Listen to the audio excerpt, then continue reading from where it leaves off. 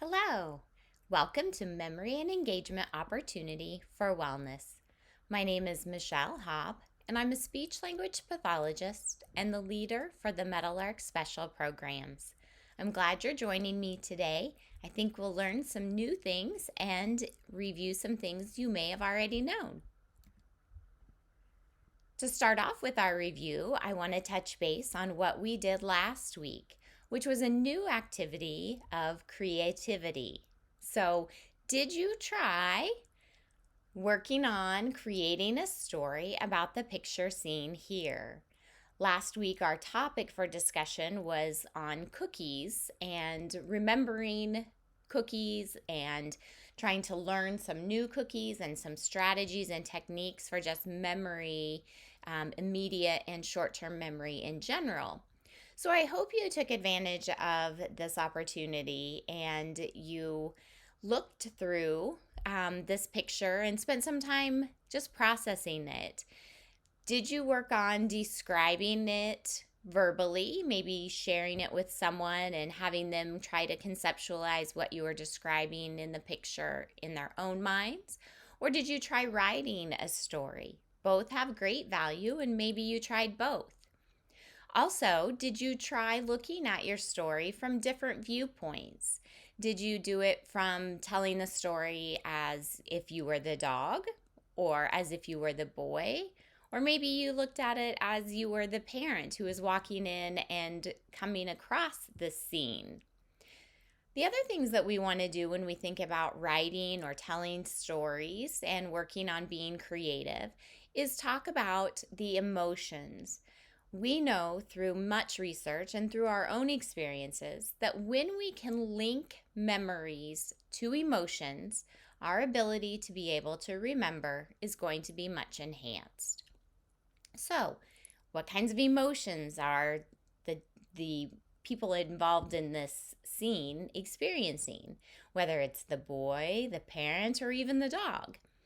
Then we also know that being able to address sensory issues to our memories leads to greater enhancement of those memories, for that recall of those memories. So, what kinds of things do you think of the feels, the tastes, the touch, the smell? What are you experiencing, or what do you think these individuals in this photo are experiencing? So, if you didn't complete this task yet, I hope you will still do that. And I'd love to see some of your stories. So you can always send them to me or turn them into the front desk by just calling and having someone come and pick up your paper from your door, and they'll deliver it to my mailbox. Again, try something new and creative. Write a story, tell someone a story. We're going to talk about that a little bit more as we go on. So during this time of COVID, obviously things have gotten more enhanced, a little bit more concerning. But overall, what we need to do is think about some of those things that we can control. Some things that, give us that sense of feeling like there's something we can do. So, brain health is definitely something that we can control. We can have some say in our overall brain health. One of the questions I hear often is, how do we keep what we have? How do we hold on to those memories? It's just like this photo here of the Polaroid pictures. Sometimes we feel like those memories are fading pictures. But we have some control. We can do some things in our environment and in our lives to help us hold on to what we have and to keep plugging away. So let's talk about some of those things today. You knew I was going to start with it, didn't you? We're starting with exercise. So exercise has significant heart and brain benefits. There's so much research that talks about these two benefits from exercise. We need to heed the research that's out there and move forward with that and take control of that. And even if we have limited space or limited equipment in our current time of quarantine, we still can exercise. So, what's the best type of exercise? Well, what the research tells us is that aerobic exercise gives our heart and brain the most bang for the buck. Well, what does that mean? When you're in limited space and you're in limited resources, how do you do that? Simple things as even marching in place. You can be watching your TV show, your favorite show, and during every commercial break, which they seem to be pretty long these days, you march in place. You just get going. You do jumping jacks in place. You do jump rope in place. You don't have to be standing to do those types of exercises and still give your heart and your brain a good workout. So how much do we need to do? Well, ideally, it's really hard. First, let me say, it's really hard to have an exact prescription for that. But they are working on that. And in fact, in the New York Times a few years ago, the KU Alzheimer's Disease Center was quoted and researched on that they found that a little bit of exercise is good. So even 75 minutes a week of exercise provided benefits to the heart and brain, particularly the brain, as that's what they were studying. So does that mean you have to exercise 75 minutes a day? It's a week. So even 5 minutes, 10 minutes, a couple times a day, that's going to build you up to be able to get that amount of exercise that can show true benefits for your brain. Now, they showed that if 75 minutes is good, then 150 minutes is even better. But we don't have to feel like we have to knock it all out at once, like I just mentioned. And we don't have to feel like if we can't do it, why try? Just start. So no matter where you are, just start. Anything moving forward is better than staying where we are. Except in your rooms. We definitely want to do that. But as far as exercise goes, we want to keep moving forward with our exercise. The other thing is that, as we know, aerobic movement is the most beneficial for our brain, but strength work, so doing, grabbing a soup can and doing some bicep curls, any type of strength movement is going to help. Balance work and flexibility all can help add an extra layer of protection for your brain. Now, another thing that we can do is tune into channel 1960. There are exercise classes recorded every day for you to be able to participate. So if you turn it on and you do 5 minutes and you're worn out, that's 5 more minutes than you did the day before. So just keep that in mind and don't feel like you have to manage everything all at once. Starting is better than not at all. So exercise. Distant socializing. So isolation can have significant effects on our overall brain health, but we don't have to let it be that way. We can still socialize even in this time of challenge. So what do? Well, number one, we talk.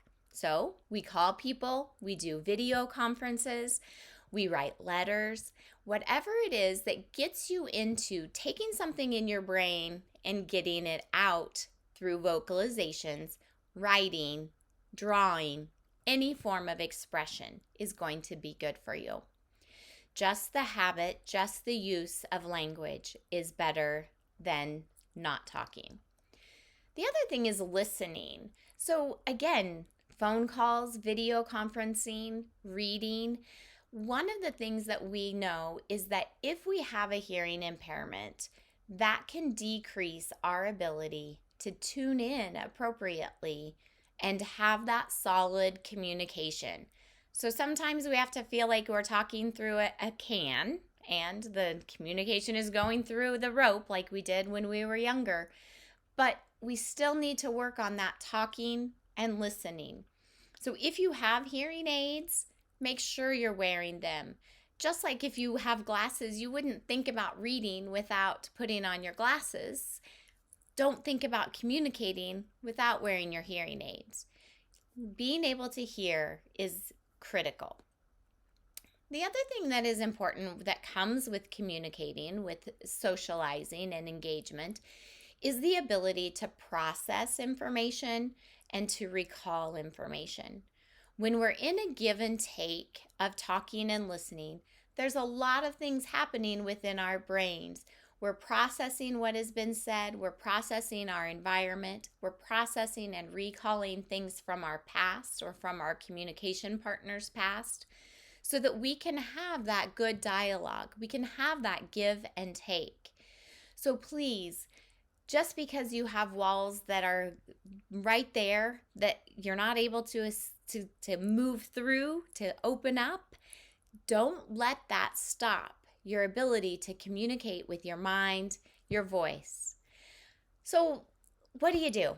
I hear from a lot of people that it's really tricky to call others right now because what you're doing isn't all that exciting, or what they're doing seems to be the same thing. So you feel like you run out of ideas to talk about.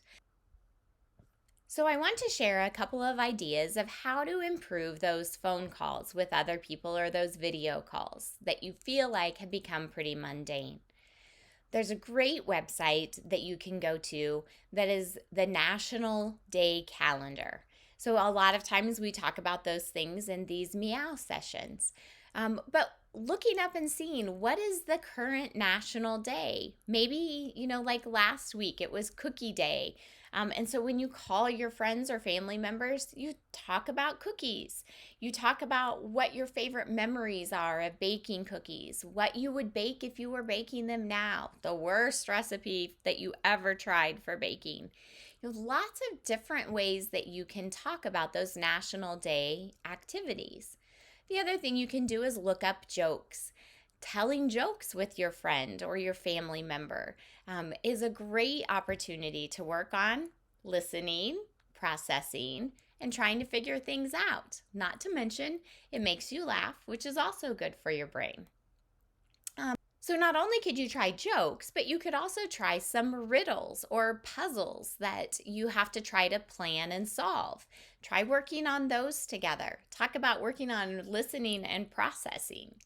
So take that socializing, keep it at a distance, and keep it engaging.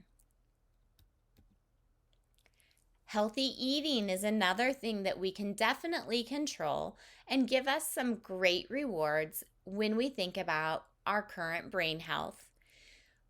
There's research that talks about the Mediterranean diet. That has been one of the most researched and conclusive types of diets for brain health. What can you do for that? Ideally, we would just want to work on increasing fruits and vegetables, lean meats, drinking water. So there's a lot more to it, but when I think about the Mediterranean diet, or I think about just a brain healthy diet, after looking at all the different pieces of information over the years and learning from some of the best, these are the things that really stand out. And it's also the things that I feel are really the most attainable. You can really put these as goals. For example, I will eat one new fruit or vegetable every day. So maybe I already eat 3 servings, but I'm going to add in one more serving than I normally eat every day. Very easy to make that a goal and feel like you have some control over helping your brain. Water, of course, is something we all can benefit from increasing. Quality sleep. Whew.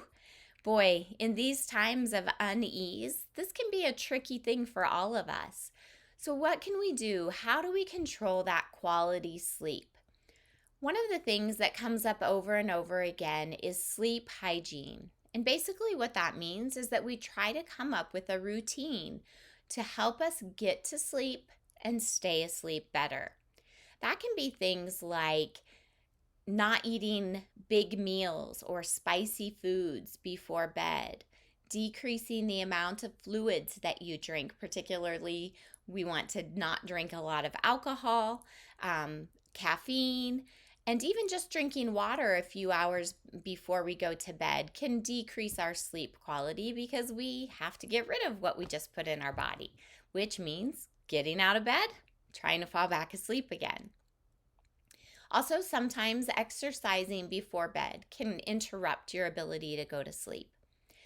Decreasing your screen time before bed. So taking that time, maybe it's 30 minutes, maybe you need an hour where you are not looking at screens. You're kind of tuning out the world, and maybe you're doing meditation, maybe you're doing deep breathing, maybe you're doing yoga, but you're doing things to calm your body and calm your mind.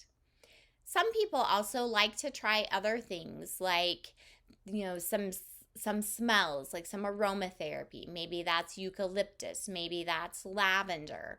And then again, also keeping your room at a cooler temperature can help you with better sleep. So another thing I think is important when we talk about quality sleep is tracking our naps. So if we aren't sleeping well at night, is it because we're sleeping too much during the day? And again, when we have decreased expectations on our schedule, it's easier to take more and longer naps in the day. But I challenge you to keep track of your naps this week. Look at how often you're taking a nap. Sometimes we don't always know when we fall asleep or how long we slept. So sometimes that length of a nap is tricky to monitor. But try your best and see how your nap schedules are looking and how that relates to your quality sleep at night. That's one of your challenges for this week. So quality sleep. What is the benefit of quality sleep too? Well, one of the things that sleep does is helps our brain to get rid of those toxins that we acquire throughout the day. It's like the cleaning time, right? It's like the car wash. It's also the time where the brain processes the things that you've learned that day. For me, I think about it as that filing cabinet. I think about a lot of things with our memory as a filing cabinet. And if we have all these things floating in our brain throughout the day and we don't get quality sleep at night, those things continue to just hang around instead of getting filed alphabetically or by color or whatever your sorting system is. So quality sleep is critical. It's also an immunity building time. We all know that during this time, we need as much immunity as we can get. So quality sleep, something you can work on. Cognitive stimulation, one of my most favorite things to talk with you guys about. One of the big purposes and goals of this entire program of memory engagement opportunities is to talk about cognitive stimulation. So neuroplasticity is a term that is used quite often when we think about with cognitive stimulation. And what does that mean? Well, basically what it means is that your brain has the ability to change. You can learn new things at any stage of your life. Whether you hold on to that or not is not always the most important question. What's important is that you keep creating those new pathways. And the more you do it, the easier it is going to be to hold on to those new things that you're learning. So try something new. Again, we've got a world of opportunities for us on the internet right now of ways to learn. So, for example, in this picture, maybe you've never played a musical instrument before. Christmas time, great time to get a new instrument. Maybe it's something even as simple as, not simple, that was a bad word. Maybe it's something as small as a harmonica. But thinking of something new that is going to give you the opportunity to learn. Maybe it's a foreign language. Maybe it is baking or cooking. Maybe it's organizing. Maybe it's decorating or doing painting or clay. Whatever it is, find something that you've always wanted to do and try to learn it. Now, this also can go for relearning. So maybe you used to knit or crochet and you haven't done it in years. Get some new stuff. There's lots of delivery options for getting materials brought to you. Try something that you did in the past. again, that's new learning, new pathways being formed and created in your brain. Also, video conferencing, calls with the family, it's a perfect time to teach somebody something. So maybe you teach your grandchildren your favorite recipe for making bread. Maybe you teach them how to roast vegetables.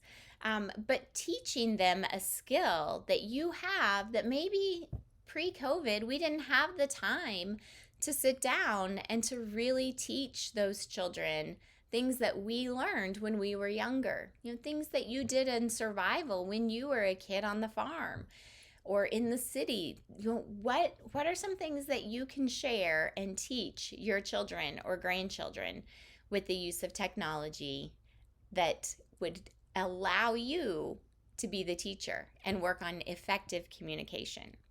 So cognitive stimulation. Another thing I'll address really quick here. I know if you've watched some of my sessions before, you've probably heard this, but I get asked the question all the time, do I need to do crossword puzzles? Do I have to do crossword puzzles? No. Crossword puzzles are not the magic key to keeping your brain strong and healthy. What is the key is to keep it stimulated. So if I'm not good at crossword puzzles, I still keep trying, but I still am terrible at it, and I just get frustrated with it. And so what does that do for me? Well, it doesn't really do a lot for me. So I try other things. I do the word searches, or I do Sudoku. I like those types of activities, and those make me think, and those keep my brain active. But crossword puzzles are not the key. Try something that you enjoy and that is challenging to you, and keep trying something different. So if you try the basic Sudoku and that's pretty easy, you can do that, then you need to challenge and move up to the medium level of difficulty and keep working through that level of difficulty. Excuse me. So laughter and positive thinking is another thing that we can do to help our overall brain health. During this time, we are all experiencing moments of sadness, of frustration, of fear, and worry. And that is normal. Let me rephrase that. That is normal. Did you notice I didn't really rephrase it? The point being that it's completely understandable to have all of those feelings. But what we need to do to help our brain is to name it. This sucks. I don't like this. But here's what I'm going to do about it. I'm going to exercise every commercial. I'm going to drink a glass of water every hour. Maybe it's just a 4-ounce glass of water. It doesn't matter. But the point is that I'm making a choice to say, these are the things I'm feeling. These are the things I'm thinking. And yeah, they're real. They really are real. But I have named it. I have accepted it. And now I'm going to move on and work on things to help my brain instead of stress my brain. So the other things we can do are trying meditation. It doesn't have to be a formal meditation. There's, again, lots of resources online for different meditation opportunities. But just simply being still, focusing on your deep breathing, recognizing where you are in your headspace, where you are in your breathing space, where you are in your shoulders. Identify where you are in your body and think positive thoughts. Then in our discussion on distant socializing, we talked about laughter. So finding jokes, finding stories that will make you laugh, watching silly things. I have a friend of mine who every morning when he wakes up, he watches 5 minutes of funny, humorous comedians. And that, he says, puts him in the right state of positive thinking for the day. Maybe it's as simple as that, but experiment with that this week. Make yourself laugh. Name what's worrying you, accept it, and then find ways to think positively. Now, remember, you can make a difference in your brain. So, here's just a few little things to summarize what we talked about today. Engage emotionally and physically every day. Connect with others from a distance. Sleep. I really want to challenge you to keep a journal of tracking your sleep, that napping sleep as well. Nutrition. Add one fruit or vegetable a day, just one. Instead of ordering the French fries with your sandwich for lunch, order the broccoli or the asparagus. But make that one change a day. Cognitive stimulation. Here's your big homework. So last session for your homework, I gave you the task of brushing your teeth with your non-dominant hand every day. I'm curious how that went. Hopefully by the end of the week, you were feeling more confident in that. But your cognitive stimulation challenge for this week is to eat all of one item from your meal with your non-dominant hand. Okay, so let's go back to our sandwich and broccoli meal. So I'm going to eat every piece of broccoli with my non-dominant hand.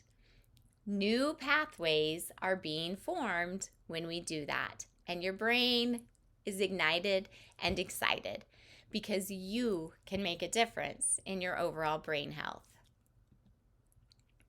So I hope this brought a little bit of sunshine to your day and just a little bit of hope that, again, even though we're in a challenging time, find those things that you can control. Find those things that help you feel connected. Reach out to your loved ones through the phone or through video calls. Communicate, move, eat healthy, sleep well, and be merry.